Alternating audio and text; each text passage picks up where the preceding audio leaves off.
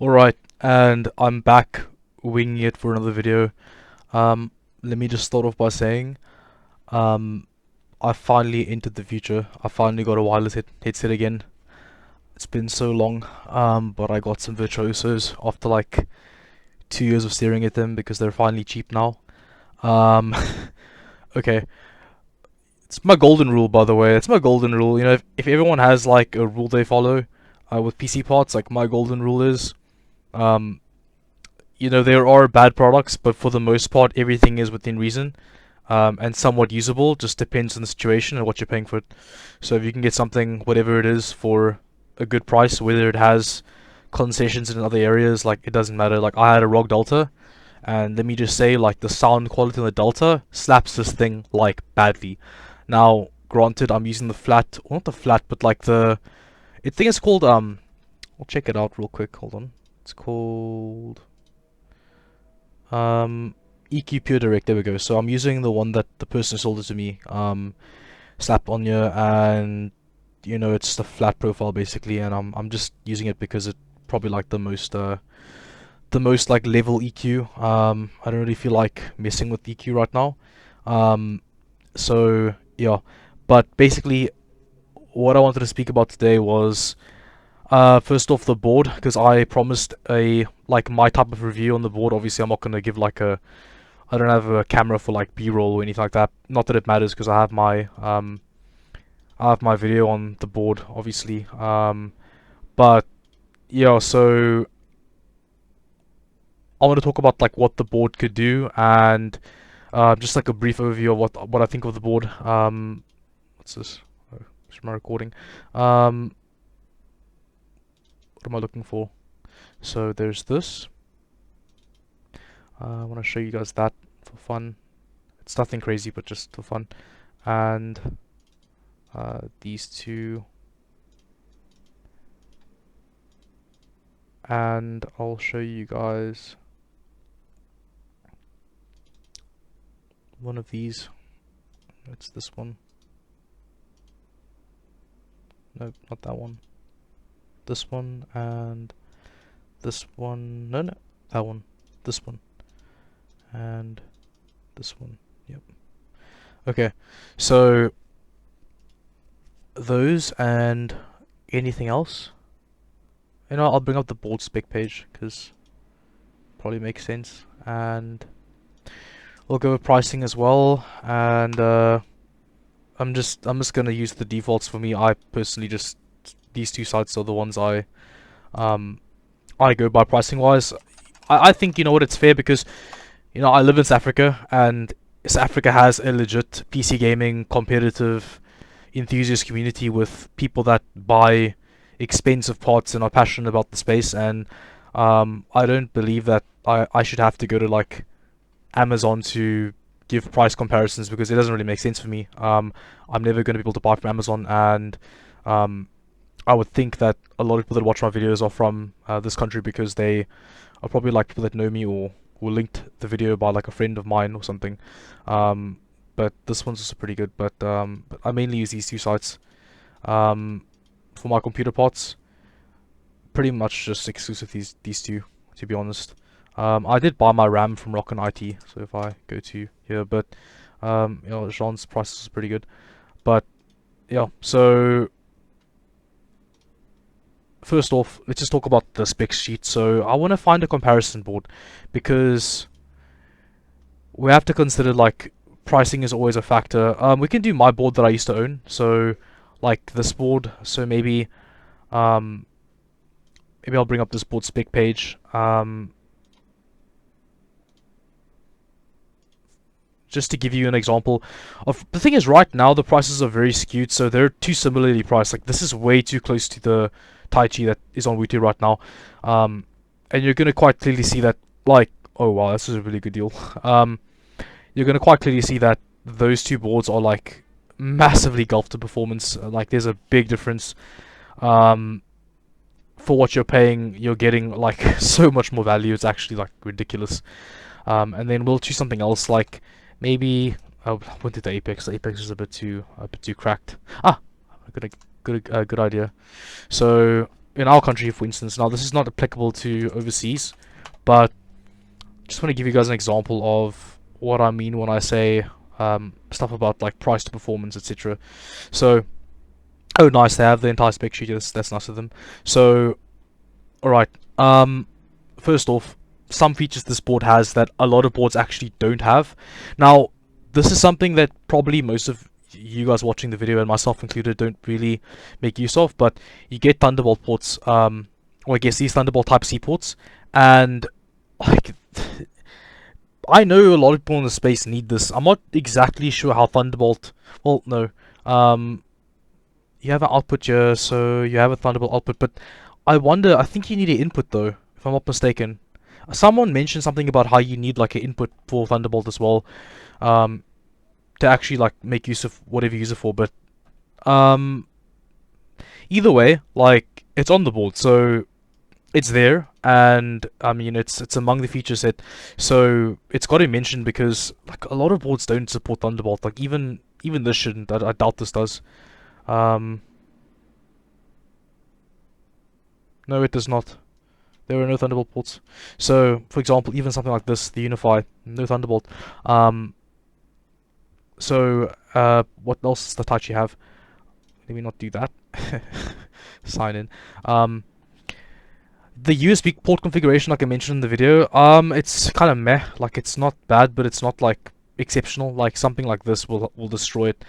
In terms of like rear I/O, I wonder if there's a picture here somewhere. Can I find a picture? There's just this one. Rear I/O, nothing. No? Surely. There we go. So we have the 1, 2, 3, 4, 5. I think that's a, yeah, 5. My eyes aren't great. 6. That's a LAN port. That's a LAN port. So there's 6 here. 7, 8. So you get 8 USB Type A ports, and I think there's a Type C, 1 Type C, and you get PS2. The Taichi has, so it has no PS2. It has HDMI. Funny fact, you can't output the IGP from this. I don't think you can. No, you can't. No, you can't. Yeah, so this board doesn't support iGPU output. I know because of the Discord that I was in as well. People mentioned it, that there's no actual iGPU power rail or power phase. I don't think there is. But basically, yeah, there's no iGPU support in this board. Funny, but it's an overclocking board, so I mean, it's not really. The thing is, it's overclocking board, but like where it's priced and like what it's presented as, I mean, you can say it's an overclocking board, but like you're paying a lot of money and you're not getting any features. So it's like, well, you're not getting the same feature set. So it's like, to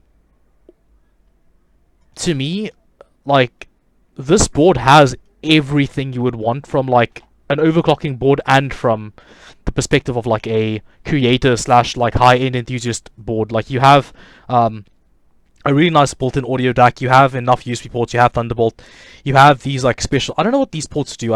I'm predicting that these ports allow for like higher polling rates, but I have my Viper 8K plugged into this port, and I think I noticed a slight difference in delay, because I recall on other boards it didn't feel as snappy with the Viper 8K, but I believe this might make a slight difference.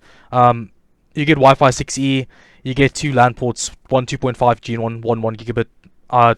Honestly, I don't really know many people that own 2.5 gigabit internet, so make of that what you will, but it's there.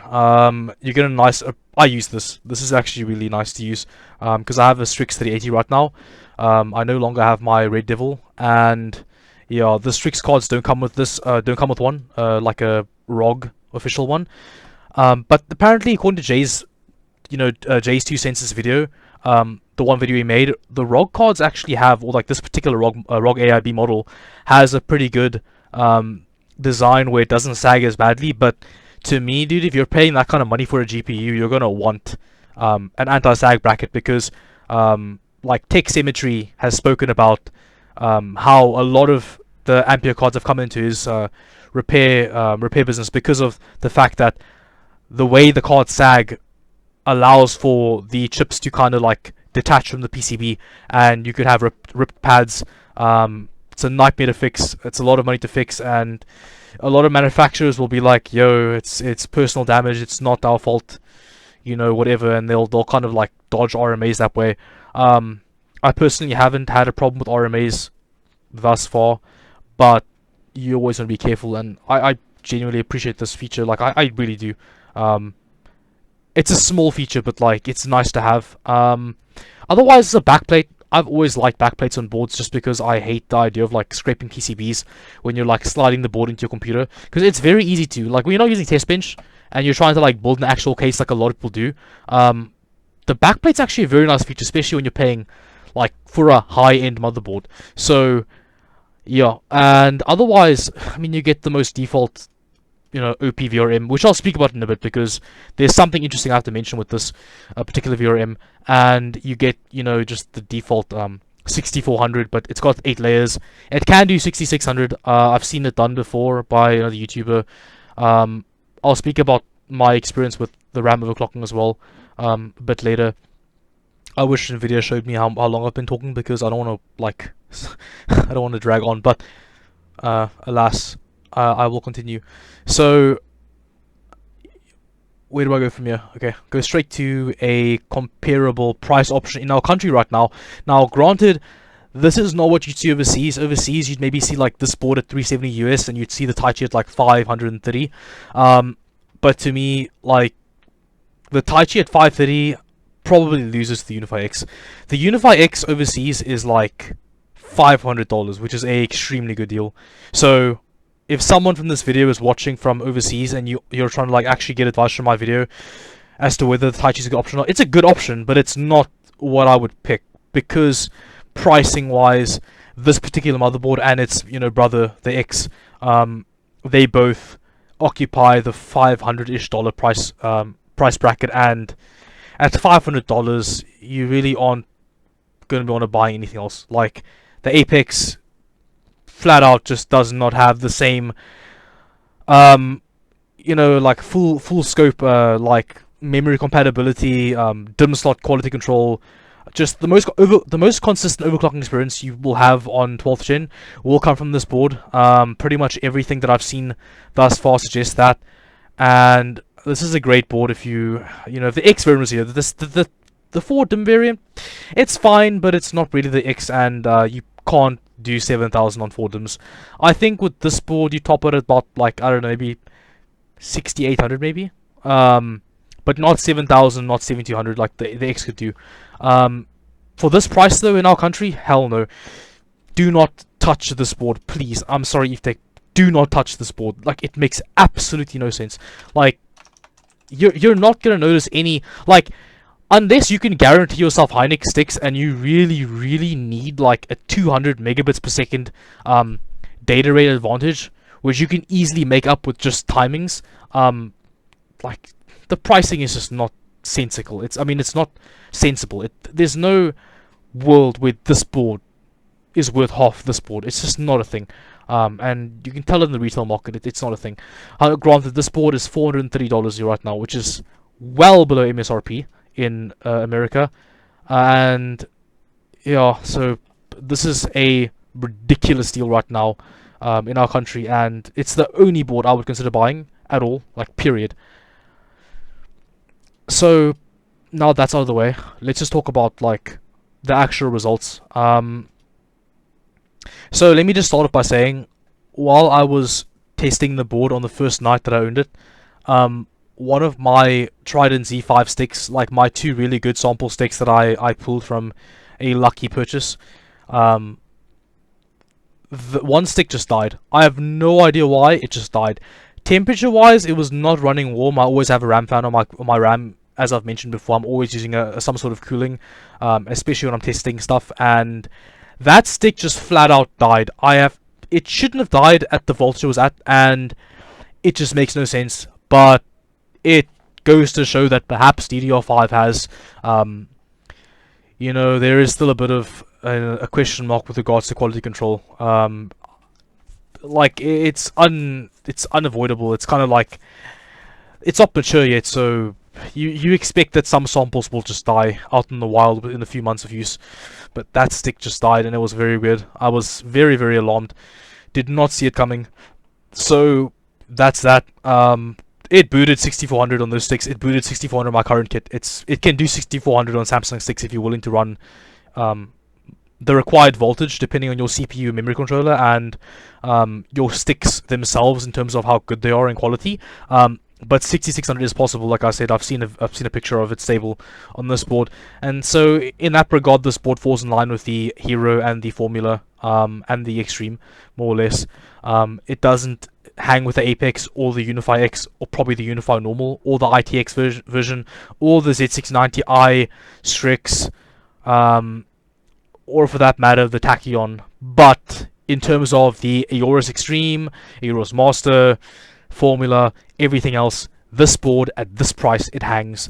But there's the problem of the fact that this is Africa, and right now here we have the board at quite literally, like, if I give you, I mean, people don't hate Newegg right now, poor Masvidal.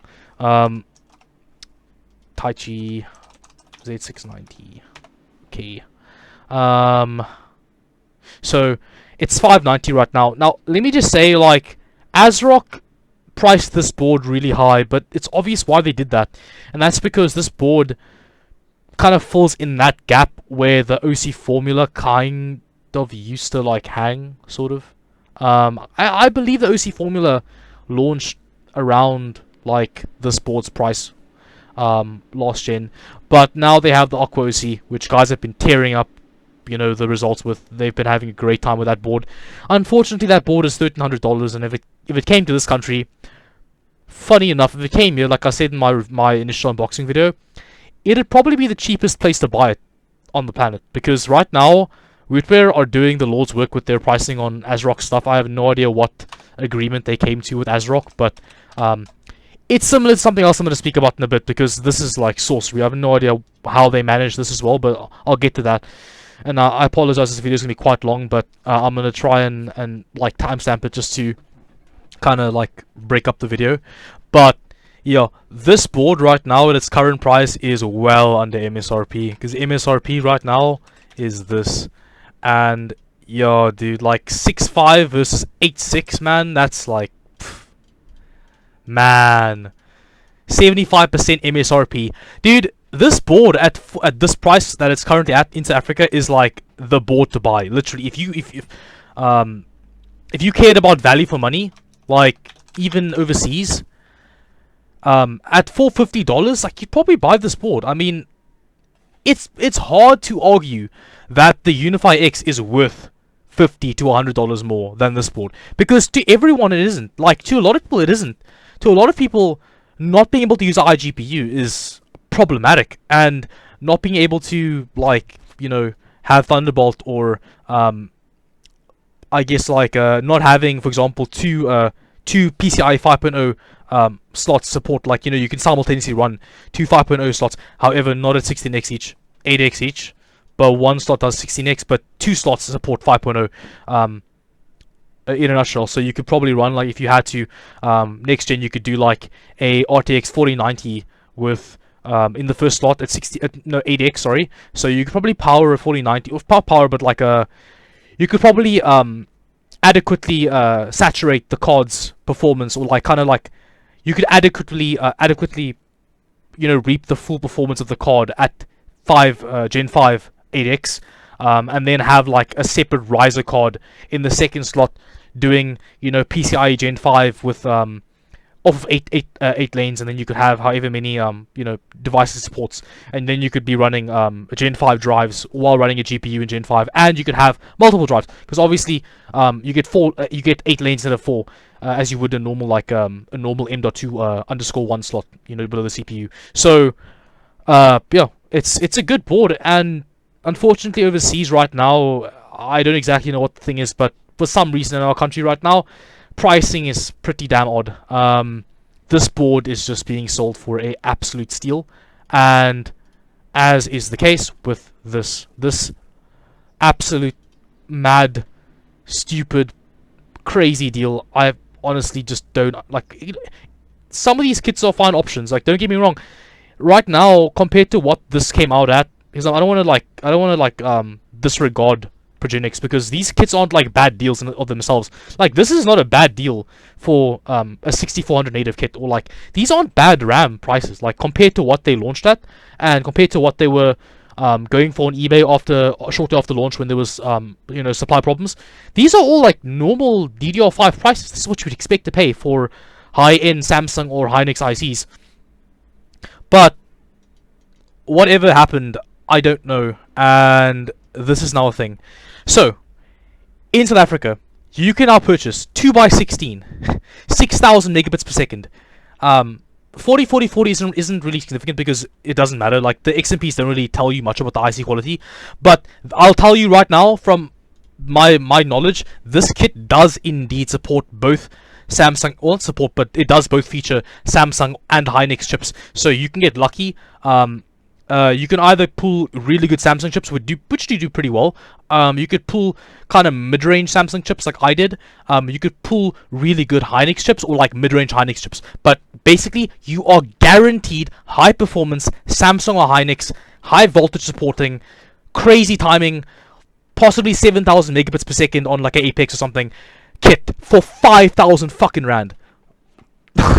Like, dude, you can't make this up, dude. That's $340, bro, for like high performance D5. Imagine you pulled some good Hynix, bro. You could literally be running 7,000 like C28 1T on a Tachyon off of this thing, dude, for 340 US, dude. Like, come on, bro. It's crazy. Like, it's mad. And I was quite upset, I'm not gonna lie, because when my G-Skills died, I went and bought a kit immediately, and I wanted this kit, so I had a refund. And then I bought this kit from this site because they had it at the better price at the time, which was about $450 at the time. Now obviously it's marked down by like $100, but obviously I didn't know that back then. But yeah, so that's unfortunate, but it is what it is. I paid $450 or so for my kit, and it's now worth like $350, and I am pretty upset about it, because to me $100 is not nothing. But I got over it, and I guess on the bright side, I can now confidently recommend DDR5 to my friends and people, just generally. To me, dude, if you were building a high performance computer and you had a pretty big budget, like if you asked me what RAM to buy,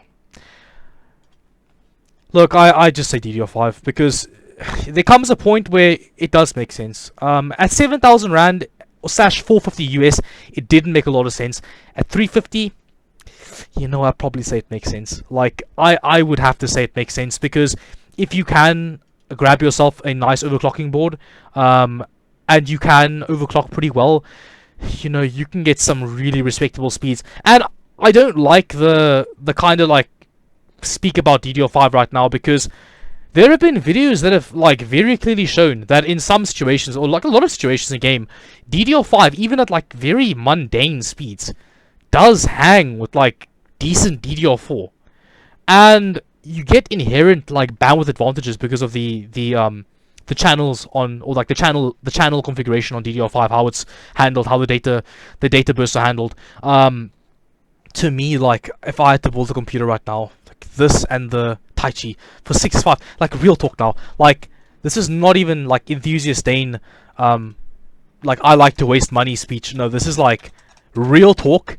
If I was a sensible high-end / mid-high-end gamer trying to build a really nice cracked out system, but not like burn through my wallet, this is the combination right here. 6.5 and 5,000. Like, this is the combination. This board, you're getting everything you need. If you pull Hynix chips, I promise you, you can do 6600. You can, definitely. So you're guaranteed 6600 on your RAM with Hynix chips. With Samsung, if you're willing to run high voltages, or if you are willing to like strip the DIMMs of their heatsinks and add water cooling and daily 1.55 volts, you could probably do 6600 on Samsungs, or 6400, at lower voltages. If you're going to daily on air cooling, like a RAM fan or something, I would say on Samsung you're capping out about like 6000 to 6200, and then maybe on Hynix chips you're going to be on like with the fan and not like water cooling or really low ambience, instead of like 6600 or like, well, no, actually You could probably do 6600 air and Hynix on this board. Probably, because, you know, I don't think you'd need more than like 1.5 volts on Hynix. So yeah, I think like this combination is really nice. If I was gonna build a system right now, like this is my go-to. I would, like, if someone asked me and they were like, I have a good budget, I'd be like, just buy this. Like, just buy these two and I'll help you tune it. Like, cause, yeah, there's nothing else that I could really consider buying. I mean, this is crazy value, ridiculous value. And this too, like, just crazy value. And you know, the i9 is not a great value, but this is a fucking great value for $7,800. So if you go here, if you need the iGPU, you can come here, and these are pretty in line with the overseas prices, more or less. They're not exactly, but they are kind of quite in line. You can come here and you could buy something like this for 8.2. Or if you want the i5 is pretty good as well for 5.6. It's a good value. You could buy the i5 here for, like, you know, 5.4 if you want the KF, but probably just pay $200 to get the iGPU. So even the i5 is really, really strong on this gen. Yeah, like, that's my combo I would buy. DDR5, this DDR5 on Progenics, and this board and that CPU, and that would be my go-to right now. Overseas, I think if I'm not wrong, I think a data have been doing markdowns. I think that's why I hate this convention. It's not megahertz. It's so annoying. No, we're still beating it by a solid $50. So, in context, I didn't pay like much over the NA pricing, right? But contextually to now in South Africa, we have the cheapest DDR5 on Earth. Like, the cheapest HP DDR5 on Earth is in our country, and it's absolutely mind-blowing. Like, I don't know why, but yeah, it is what it is. So now to the results that I hit with my new sticks. So obviously I've been rambling on. You obviously know that I own the 88 Lancers, the Lancer RGB 6000 kit's the one I have, the one that I paid 7,000 Rand for. That is now 5,000. But this is where the current kit tops out. Now, funny enough, the one kit that I had, the first kit that I had actually had mismatched DIMMs. Y'all believe it or not, the serial numbers on the DIMMs themselves were like 80 groupings apart. Like, these are completely different DIMMs. Now, I don't know if it's ADATA's fault. It might be. I don't know. It might be distributed that, you know, when they took the RAM out of the packaging and slapped on new stickers for the warranty stickers, which they do. I don't know if they kind of made an oopsie, but somewhere along the line, those DIMMs were not paired, and I could tell because the training was fucking weird. They ended up doing a fairly good, like, OC for daily, but the training was very weird. Like, very, very peculiar training. Very weird response to TRCD, just very weird. Like, I'm talking like, no, just weird, man, just weird. But whatever. So this is what they could do. My new kit, what I currently am dailying, it's not particularly good, but it's fine, I guess. So 56 nanoseconds on the equal profile, and then when I have the Pico only profile, this. Now, funny enough, I actually have a 5.1 GHz profile, which is what I wanted to show just here. This is actually a Pi, a Super Pi, or I guess Y Cruncher validation. I think Y Cruncher is Super Pi, but whatever, it's Y Cruncher. I'm not gonna go into semantics, but yeah. So Y Cruncher ran with 5.1 GHz P cores and 4.8 equals 4.8 4.8 ring, sorry, with AVX 512. So this board actually has 512 support. Pretty cool on this current BIOS that I'm on. I have no idea why, but ASRock just like, fuck it, Intel, we don't care, we're adding it again, we don't care. Like, so kudos to ASRock. Good job, guys, for not giving you shit. I applaud you guys for that. The BIOS is broken though, I will say. But it does work if you do the correct steps, but it is kind of broken. Because when you reboot, the funny thing is, when you reboot the system, it tries to actually like it tries to almost how do I put it? Like, so you know how you disable the equals to run like high ring and like enable 512? Like, you reboot the computer or boot from cold, and literally the computer will think that it's actually running. Oh no, not reboot, but if you like cold boot. So if you like turn the computer off, power cycle, cold boot, the BIOS will no longer recognize that you disabled the equal. It will literally re-enable them, try and boot with whatever high ring you have, so like 4.8 ring for example. It would boot the 4.8 ring and it'll try and boot with the equals on, and it literally gets stuck and it'll fucking blue screen you because you cannot run the equals on with the ring at 4.8 or 4.7 or 4.6. You'll get a like a system service exception, or like K mode is the one you usually see with equals. So when the ring is too high with equals on, you usually see K mode exception not handled. You get that all the time. If you try and cold boot, it took me like a whole like 2 hours to realize, like, oh, it's because because I tried 4.5 ring and I cold booted and I was like, oh, it booted. And then I went to Hobby Info and I was like, what? I was like, ah, that's why, because the equals are on now. And I'm like, why are the equals on?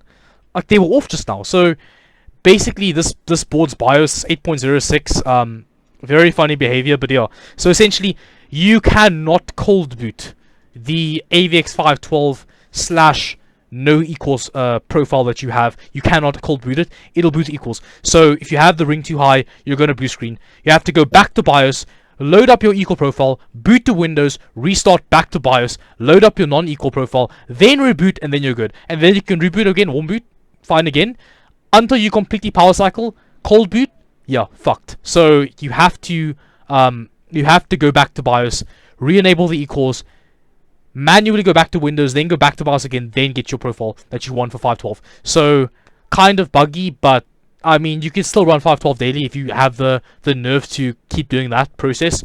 But it is this BIOS that has 512 support, which is pretty cool. Funny enough, one of the things that doesn't irk me anymore is because I do have a kind of shit SP on my CPU, but I bought it early, and because I bought it early, I have 512. Every person who bought the CPU that I have in January onwards, sorry, pretty much stuck with non-512. That sucks. It really does. Because 512, under the right circumstances, is a big help, really. I ran Y Cruncher with 5.1 P cores, like I said, 4.8 E cores, and then 6000 C30, 3434. Not super impressive on the RAM, but Samsung chips do apparently. Well, but I do believe they do. Samsung chips, how they access data, it's a bit different than Hynix chips, and as far as I understand, Samsung chips do kind of perform better than what you would expect if you looked at them versus like a Hynix kit, like just spec for spec. So if you looked at a Hynix kit's frequency and the timings, and then kind of like compared to a Samsung kit, you would see like a contrast in timings. You'd be like, oh, the Hynix destroys this kit. Oh no, actually, the Samsung kits with what they run they do run the workload like more efficiently, or just better in a way. And yeah, so I think this should be, this can't be this. I think it can't be that. It's got to be start to end, total computation time. Is it this? It can't be 62 because I swear I saw 58. Wait, hold on, I'm confused.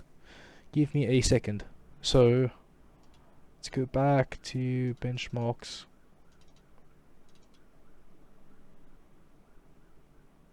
Okay, never mind, I'm wrong. So basically, for total computation time on Y Cruncher, this was I think this was 4.7 ring and this was 4.8 ring. So yeah, and I did Y Crunch 2.5 billion and 62 seconds, not too bad. And yeah, I mean, it's not like amazing, but it's not too bad.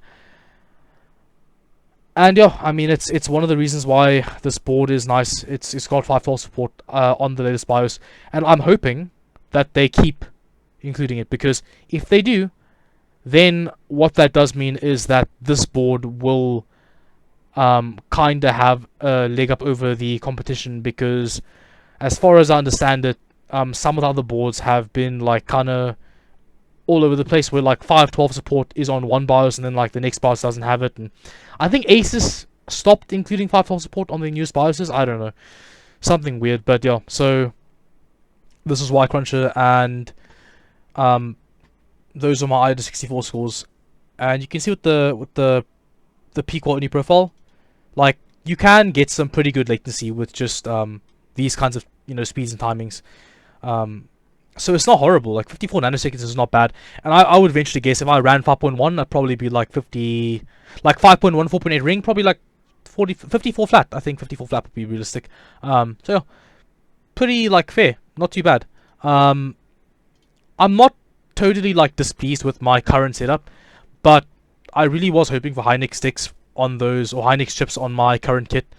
And I would love to like kind of like present this board in its full capacity, like able to show you guys something cool. And I wish I could have brought like 6600 or 1600, like I wish I could have, but unfortunately I cannot do that on my Samsung 6. I can, but the amount of voltage it would require would be quite quite high, and it's currently not winter. It's currently kind of warm here. This is a pretty cool day actually in Stellenbosch. So yeah, I mean it gets quite bad as well. So you have to keep in mind like DDR5 does run warm. Igor's Labs article explains it, that the sticks can get upwards of 17 degrees over the rated temperature on SPW. So if this is 40 degrees, you can assume these sticks will be running at 55. That's a fair guess because it's not under load right now. So let's say about 55 degrees on the actual ICs. Not like terribly warm. It's probably within spec still, but it's quite warm.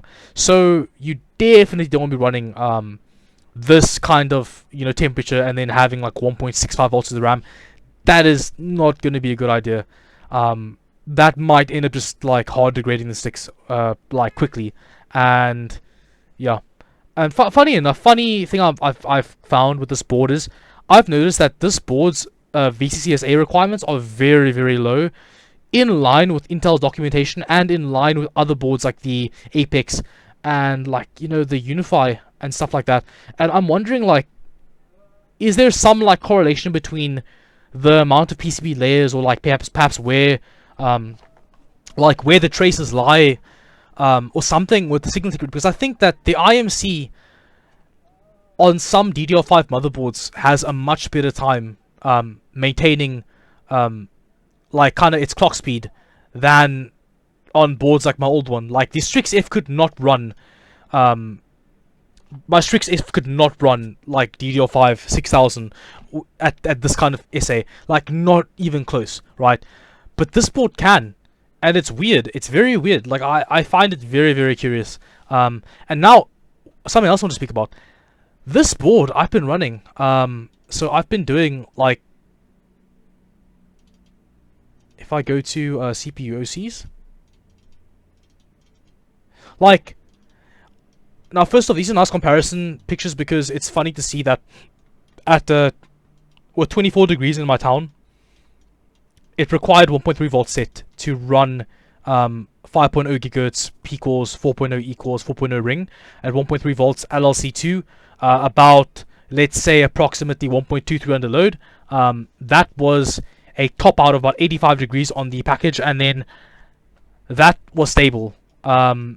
Now it's weird because my old board required like at least 1.3 volts at load. At least. This could not, dude. 1.23 at load, no ways. Instant blue screen. This is not a thing on the old board. Like 85 degrees, no way. My old board maxes out like 95 degrees in the CPU just because it's running the voltage way too high at load. I do not know why that behavior was observed. It wasn't ambient temperatures, I can tell you that much right now, because I had some pretty cold days with that board. And let me tell you, like, this kind of thing was not possible, and 5.1 gigahertz, not a fucking chance. Like, 5.1, Y-Cruncher would never have run a mold board. So I have no idea what happened. But, and even this is even crazier. Like, this was literally with 16 degrees, 1.28 volts set in BIOS. And, so yeah, 1.28 volts set in BIOS. Was that?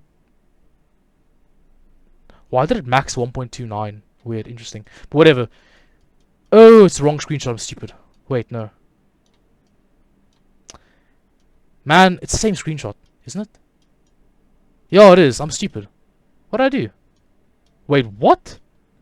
No way. Hold on. Give me a second. Wait, I'm so confused. There we go. This is the one I wanted. Okay. So, 1.28 volts at set. So 1.265 observed in Windows idle. 1.28 set in BIOS. 1.216 at the minimum on load on Linpack. So dude, like, what the hell? Like 81, 82 degrees max temps on this configuration. Like, this is a solid, like, talking like 13 degrees below what my old board was maxing my CPU at, simply because the load voltage was like 80 millivolts higher. And I honestly have no like good explanation for this. Like, I don't understand, because like surely the transients on my old board couldn't have been that bad. Like, so what's the difference we're talking here? Like, we're talking. Let me just put this in a frame tracers style for you guys to give you like an idea of how insane this fucking shit is, because this is like some bananas shit, dude. Like, I do not understand. So we're talking the Strix F, the Strix Z690F. It's got 16 I think it's 70 amp, yeah, 70 amp power stages, not smart power stages, or I guess DR MOS components.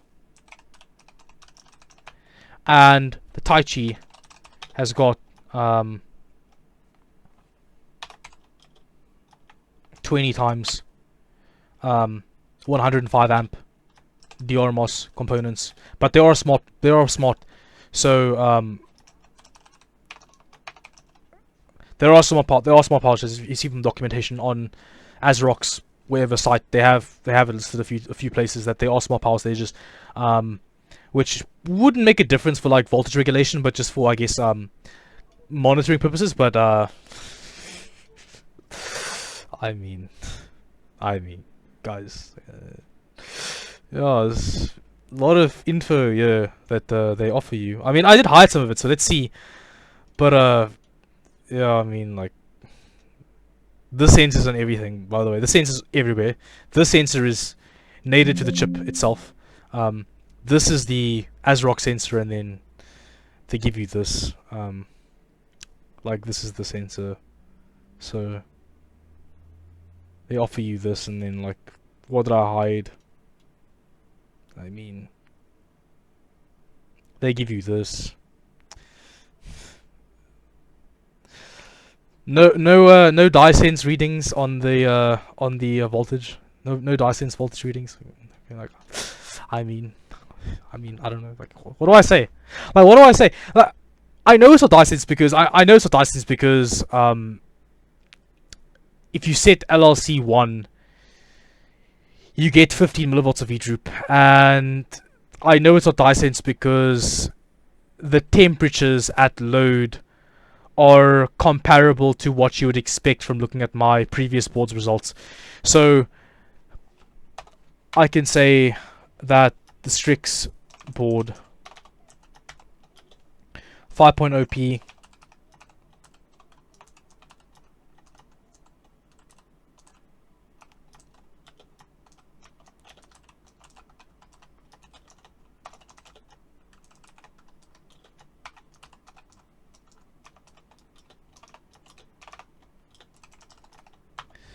Taichi. So exact same profile, by the way. Might as well just copy it. So 1.3 volts at a high-ish ambient, so like 24 degrees on that picture that I showed you. LLC2, which gives you the same V-droop more or less, so about 1.23-ish under, 1.246 under load-ish. I'd say 1.24 volts load, more or less. Dude, this maxed at like 95 to 100 degrees. 95C on like the same ambience. Because 95C on the old board was a good max, like 93C. At that temperature, at the ambient temperature. At the same ambient temperature, we're talking about like 85C, dude. Like, that's 8 degrees. Well, like 95 is more realistic, honestly. Like, I might not be 100% accurate because I don't have pictures for you, but I'm telling you right now, like, believe what I'm saying. Like, this, I mean, I have pictures showing what I used to run on this board, so you know that I've run, this was my daily, like, this is what was required to run this, and I was getting well into the 90s on the max temperatures. This max is 85 at ambient 24C. Like, this is crazy. Like, 10 degrees drop, dude. 60 millivolts at low drop. And then we're talking like Taichi at 16C weather. Wait, I spelled weather wrong, Dane. Come on now.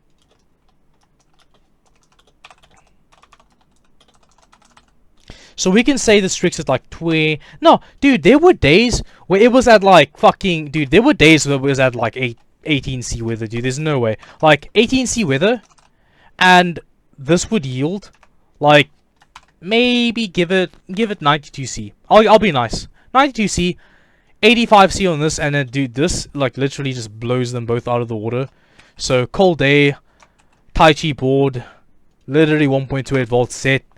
You're expecting like 1.21 volts, 1.216 volts in the load. And dude, you're talking about 82C load. Like again, like coldish days, and you still got the 10-degree delta, dude. It's fucking mad. I have no idea why the voltage regulations, and I know it's bugged because, or I know it's a problem because, like I said, 5.1 gigahertz wouldn't even attempt to run on my chip. Like I could never, I mean never, ever in a million years stress test 5.1 gigahertz. Like not even close. Not on a cold day. Not even close. No way. Like no amount of voltage. And with the Taichi, 1.38 volts, could start stress testing, burn test on a cold day, and then I would kind of like error after like 10 runs, right? It ran Y Cruncher at 5.1 gigahertz, right? So we're talking like what? And you know, I'll do it again because I'll make a screenshot again because I have the profile, and I know you have to like show the actual settings as like proof on the side. So I'll do that in a bit, because I want to show like I can literally run Y Cruncher 5.1 gigahertz 4.8 ring, and at like 1.4 volts is what's required to run Y Cruncher. And I'm assuming it's dailyable. I think that will be stable for like daily tasks. It would heat crash and like burn test and stuff because I don't have custom loop, but like it'll run like daily tasks at 5.1 gigahertz. So I have a 5.1 gigahertz like daily chip. It's just that on the old board it wasn't capable, which is crazy.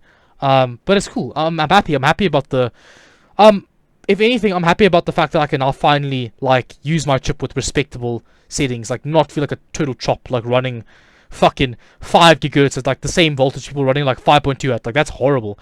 At least I can say now on a cold day I can run 1.28 volts set, which is like pretty low for 5.0 gigahertz, which isn't, it's not bad. It's alright. It's like what you'd expect. Like you could running 5.0 gigahertz on the P cores, 4.0 the equals, 4.0 ring, 1.21 at load, 82C max temps. Like that's decent for like that clock. I mean, it's not bad for those clock speeds on the AIO. So yeah, but what I was getting on the Strix was horrible. It was just like so underwhelming, so like just degrading, like so just like a letdown. And I'm happy with this. Like I'm very pleased that the VRM actually proved to be a very significant upgrade. That's a big difference, man. That's a big difference. Like 10 degrees at load on Linpack to shave off by just upgrading the board. That's a big difference, man. I'm happy with that. Like really. But it sucks I can't push the RAM to its capabilities. I really wish I could. But yeah. And otherwise, not much else to say. I mentioned everything. The pricing stuff, the overclocking results, my thoughts on the board. Yeah, I mean, not much more to say. But yeah, and I hope you guys enjoyed this video. I hope that you find this helpful, at least. The Taichi is a very good option. Don't counter it out. However, if pricing does favor the Unify, do the Unify. But yeah, so till the next one.